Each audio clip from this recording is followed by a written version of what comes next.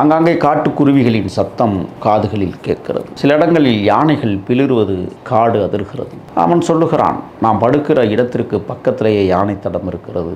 சமதள காட்டிற்கு வந்து தண்ணீர் குடித்து விட்டு மீண்டும் மலைக்கு போக வேண்டுமானால் இந்த பாதை வழியாகத்தான் யானைகளோ மற்ற விலங்குகளோ போகும்.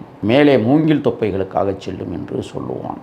இருந்தாலும் துப்பாக்கியை லோடில் வைத்து கொள்வோம் என்று சொன்னான். அவன் கட்டை துப்பாக்கியை லோடில் வைத்து கொண்டு நானும் எஸ்எல்ஆரை லோடில் வைத்து கொண்டு படுத்தோம்.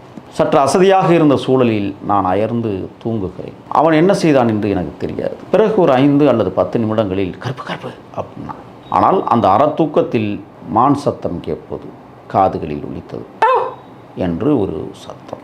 நானும் திடுக்கிட்டு முழித்தேன். அவன் சொன்னான், ஏதோ பக்கத்தில் நிற்கிது, நான் போய் பார்த்து விட்டு வருகிறேன் என்று சொன்னான். நான் சொன்னேன், நானும் வருகிறேன் என்று. இருவரும் போனால் வேட்டை கலைந்துவிடும், ஆக நீ இங்கே படுத்துக்கொள், நான் போய்விட்டு வருகிறேன் என்று சொன்னவன் போன ஒரு 5 மணி நிமிடங்களில் காடை அதிர்கிற வண்ணம் ஒரு ஈடு சத்தம், துப்பாக்கி சத்தம் கேட்கிறது.